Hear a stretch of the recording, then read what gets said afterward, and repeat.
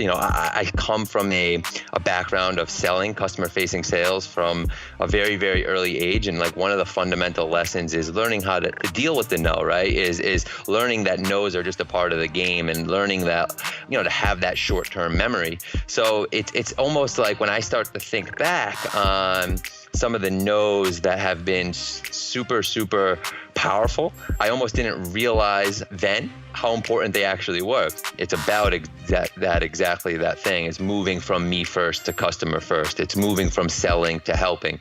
It's understanding that you're not selling products and services, but you're helping solve particular problems. And if you're not, then you really have no business being there, right?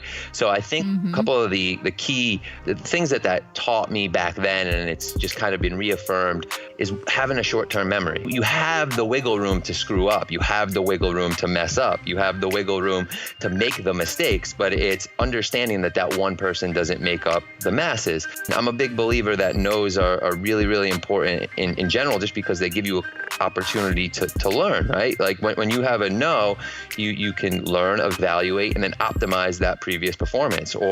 And secondly, and probably more importantly, when you get that no, right? When you get that no, when I get that customer jumping over the counter, the hardware store, and chasing me out, it ends that sales process. So now you have the ability to go back and start a new one. I always say that there's 3 decisions that could be made. It's yes, no, or nothing, right?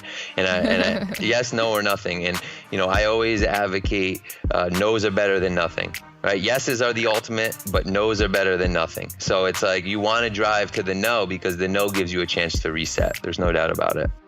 By definition, no's are defiant, right? So when you say no to somebody, you're defying them. You're saying no. You're saying, I don't stand for that, right? And so anytime somebody says that to you, I feel like it could be really, really devastating. Even the most minute no. I mean, I know it sounds cliche. I know it sounds like it's something that, that it's cookie cutter, like we're just taking it out of the box, write it down, take action. But the doing, the planning, and then the doing, and then the constant feedback, of learning from what you just applied, and then tweaking it, getting a no, tweaking it, and optimizing, and just really staying focused on that sequential process of planning, acting is really, really important, because without that, there's not much, from a realistic standpoint, I mean, that's really what it's all about.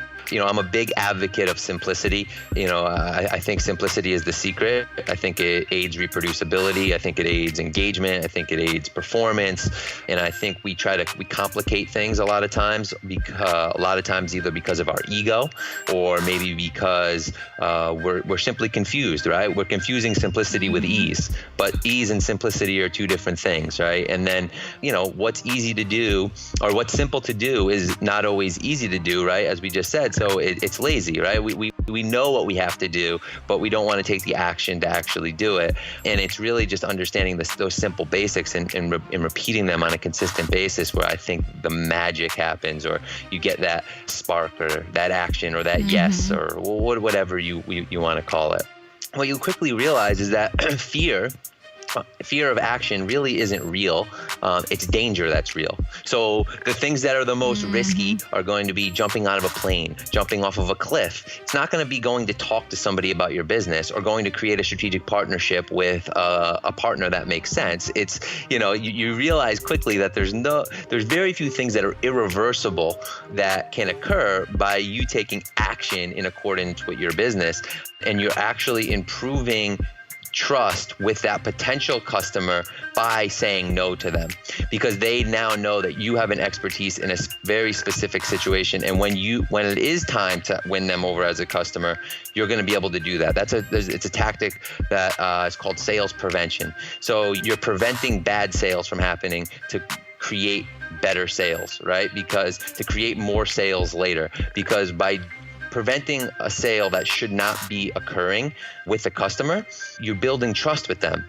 It's not about the questions that you ask other people. It's about the questions you ask yourself.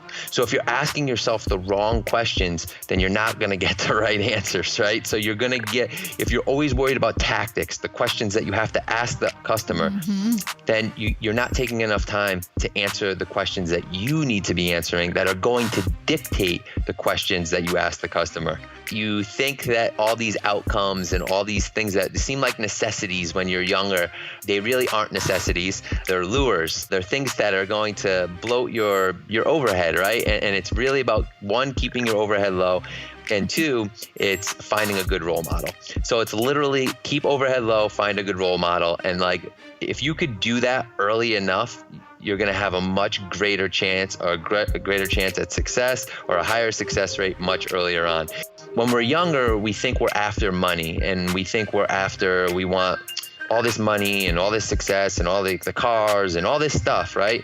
But in reality, what we're after is freedom. And you don't realize that, I don't think, until later on in life. And sometimes it becomes, when your overhead is too high, you're not able to do the things that you want to do, or do the right things that you know are going to aid your long-term strategy, or, aid your life, because you are under all this pressure of having extremely high overhead.